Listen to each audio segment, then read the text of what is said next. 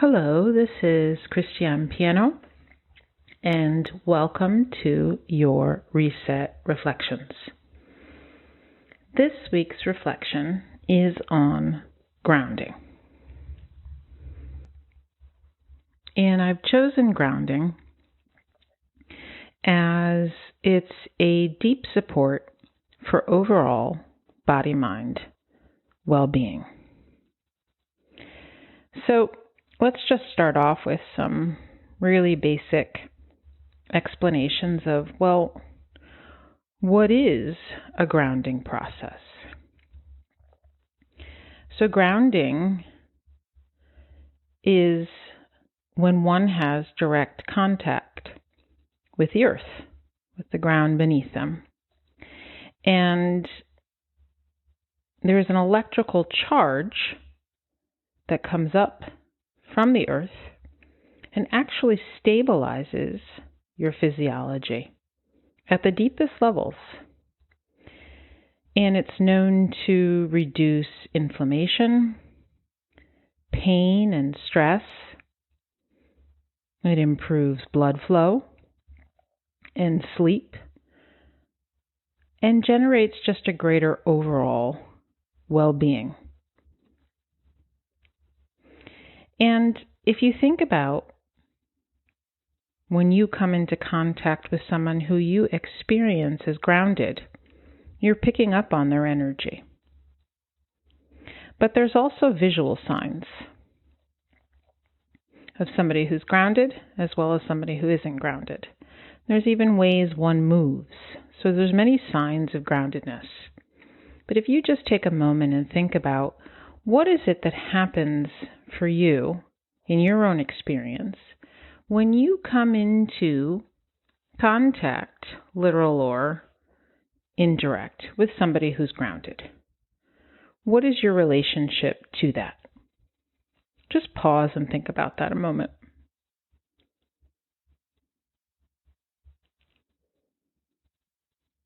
You may want to write it down and just take a note for yourself.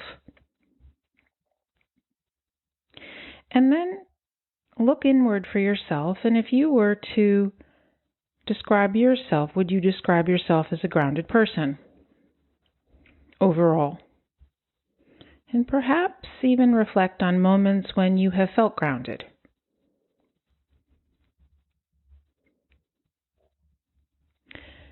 Now, the fact of the reality of today's world is it's very fast moving. And there are a lot of stimulants of all kinds. And so being grounded requires daily work. And so let's just think for a moment some of the things that are required to ground. You'll need to slow down, at least in the moments where you're attempting to ground.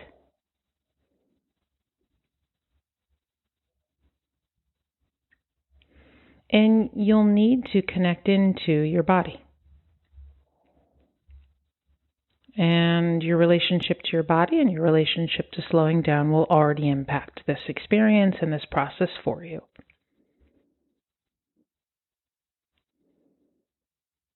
So, whenever thinking about attempting to ground, you'll really want to take into consideration where you are for yourself before even attempting to do so. But prior to even exploring that process, let's talk about for a moment the things that work against grounding. So stimulants, like I mentioned earlier, in all shapes or form, from substances you can consume to screen time and busy schedules, constant movement, an overscheduled schedule, and constant travel.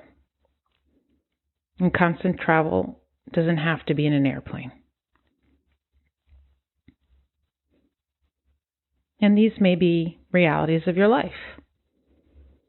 So when you think about attempting to gravel, you'll want to take these into consideration. without having to overhaul your entire life? What are the baby steps, the small things you can do to slowly increase over time space for grounding? And if you're thinking of practicing on a daily basis something that supports you in grounding, you can start off with 10 minutes and then move from there.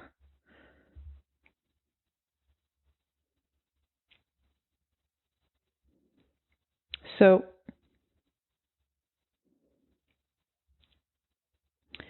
when it comes to grounding,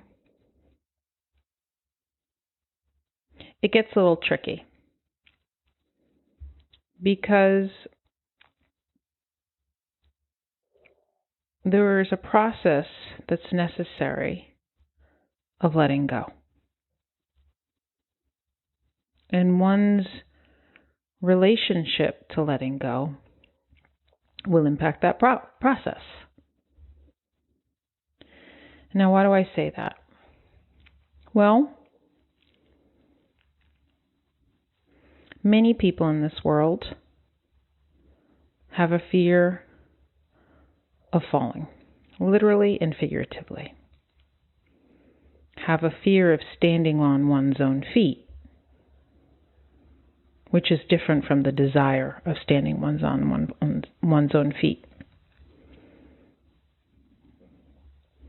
One needs to take a moment to be willing to get out of your head and into your body. And although the head is attached to the body, that's not the head I'm referring to. The journey from the mind into the body is a long journey. But hey, you've got your whole life, so no rush.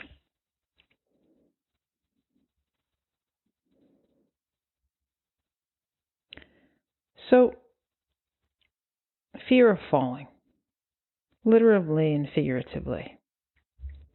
The fear of falling literally increases with age. When children are learning to walk, they fall all the time. And they get back up.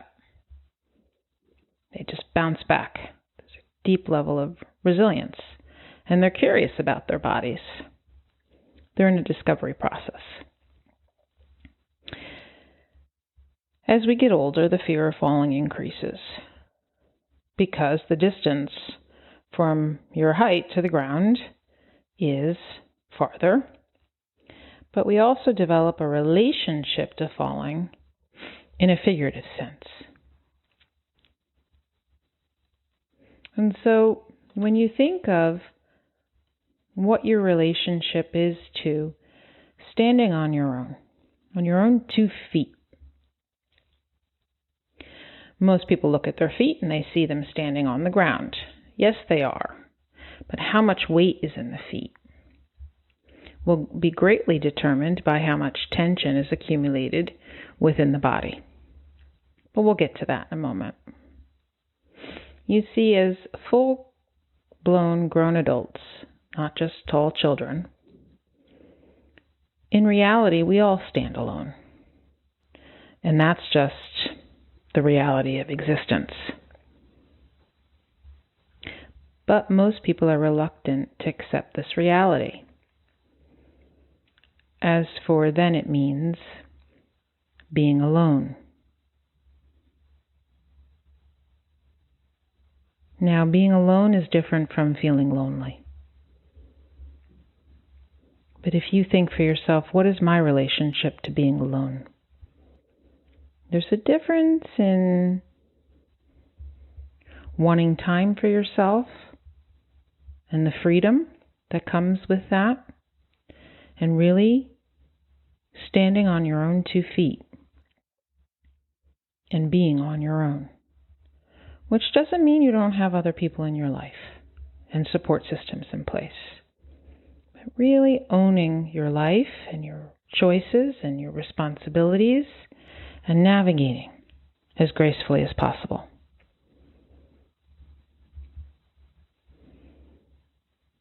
Many people have a facade of independence, and it shows up most in where they cling. And you'll find, if you just take a look at the world, many people cling to relationships.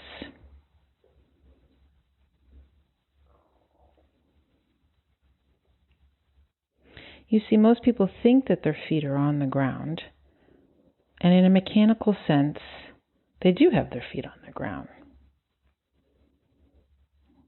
I guess you could say they make a mechanical contact, but it's not a feeling or energetic contact. And one doesn't know the experience of being grounded until one has experienced it for themselves. And there are some signs that reflect that one isn't grounded. Raised shoulders, a short inhale and exhale due to a tight diaphragm, and that increases one's experience very easily of fear and anxiety, which are future-based. Eyes flickering around, a lifted chin, locked knees, tight joints, collapsed feet, chronic muscular tension, absolutely anywhere, a humped back, and even a sense of, I'm in the room physically, but I'm not in the room. I'm somewhere else in my mind.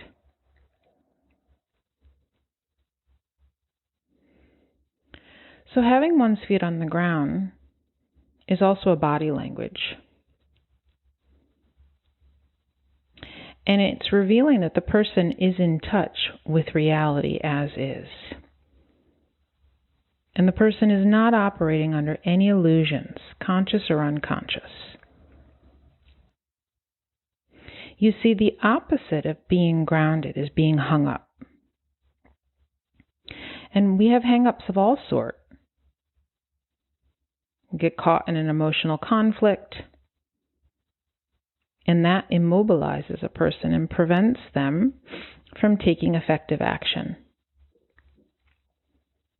Hang-ups create a situation and experience where one is unable to move forward for a sense of fear of something. Every hang-up, whether it's conscious or unconscious, limits a person's freedom to move about in all areas of their life, not in just that of conflict. All unresolved emotional conflicts become structured in the body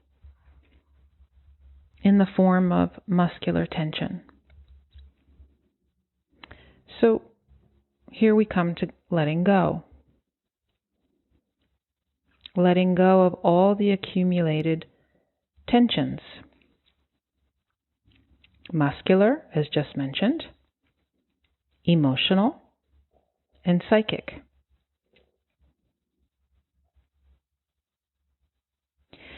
You see, the mind has all sorts of pictures of how we think our life should be, how we should be, or not be. And when we are living in that picture of the mind, we are trying to force our life in that direction. And that's the opposite of being grounded, in the reality of right now. And when you're grounded, time suspends itself, or you have the experience of suspended time.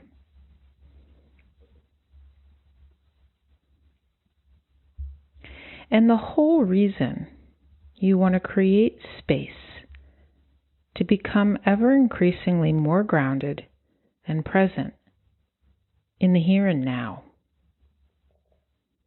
is if you are not in the here and now, where are you?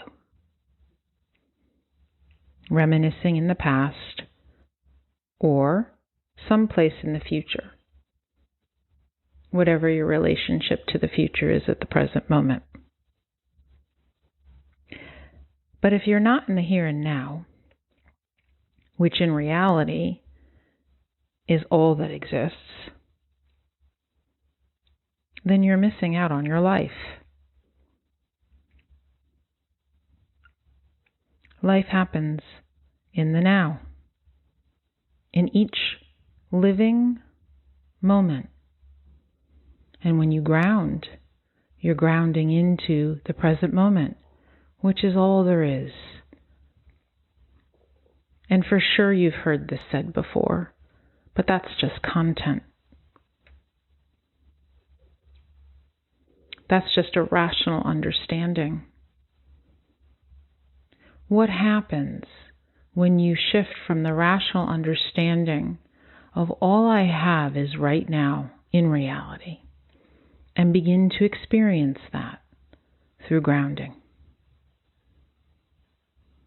When you begin to ground, all that hasn't been processed or digested will begin to soften and release. And if you've experienced pain in the past associated with loss, mourning, well, it can prove challenging. So you want to take your time. But experiencing grounding can be extremely beautiful as well, because you begin to wake up to all that is in your life, all the beauty of being alive. So many times people put a lot of time and energy into making what they consider the big decisions in their life. But if you think about it for a moment, we make tiny little decisions every single day, whether we're aware of it or not. And those decisions we make, consciously or unconsciously, aware or not, are being repeated day after day after day. And they influence the course of our life. And if you want to take a look at the decisions you're making daily, all you have to do is look at your actions.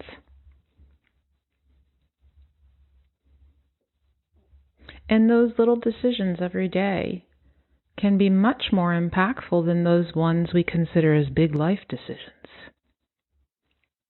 The only decision to make is in the right now.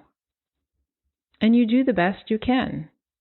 And some people do get frozen in making decisions. They think about it, but they never move forward. There's a fear of falling, figuratively. But when you're grounded, you know you'll get back up. You have bounced back from challenges that comes much more quickly. I like to liken it to looking at children as they play in a playground. They fall down, they may cry, but they get back up, and it's over. We as adults are a little bit more challenged in that practice. When we're grounded, we see things more clearly. There's more of a neutrality flavor present. We're able to sit in stillness and be with life as it is, beyond our likes and dislikes and preferences.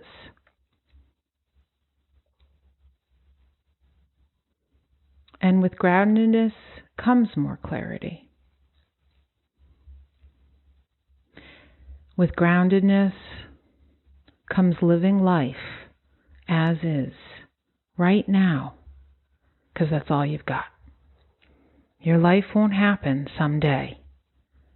Your life is right now, no matter what you're focused on doing.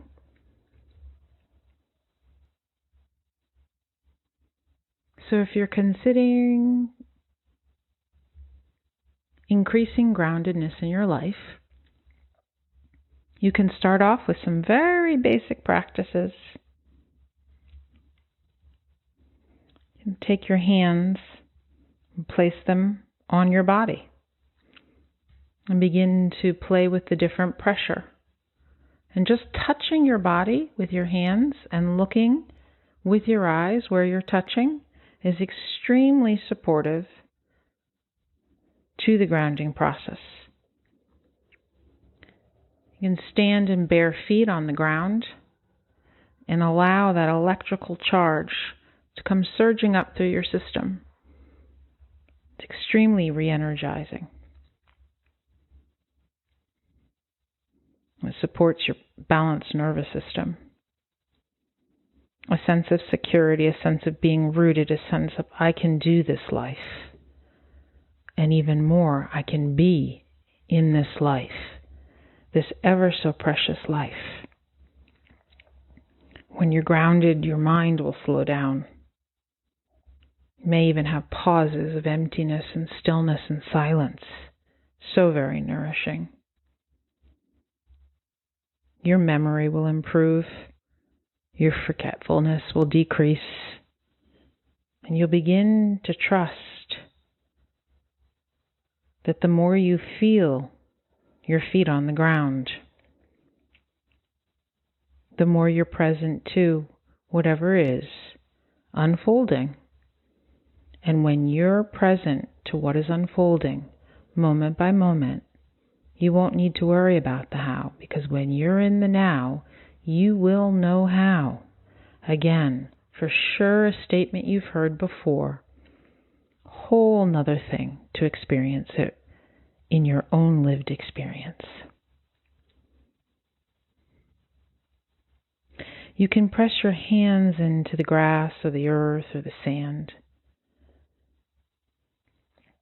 If you're sitting on a chair or a bench or a wheelchair, you can place your bare feet flat on the floor.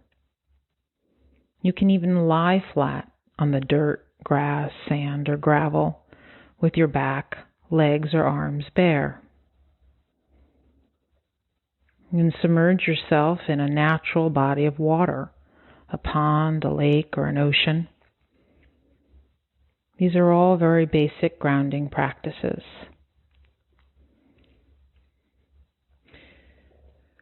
Slowly increasing the length of your exhale is a grounding practice. When you work with breathing, you want to be mindful because it's directly linked to your nervous system, so you may want to start with bodily movements.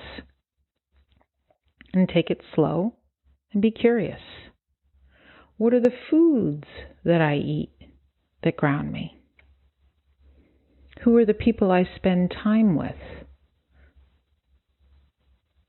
Afterwards, I notice I feel more grounded. What are the kinds of conversations that support me in being more grounded? There's no right way or wrong way. You need to find what works for you, and that will change over time. So, if you're looking to become more grounded, increase your sense of feeling grounded, I hope you found this supportive. As always, I love to hear from you, what resonated with you. Listen to this session as many times as you need. Come back to it to support you. And if you know someone in your life who you think would benefit from this, please do share it with them. Feel free to follow so more people have access to this reflection.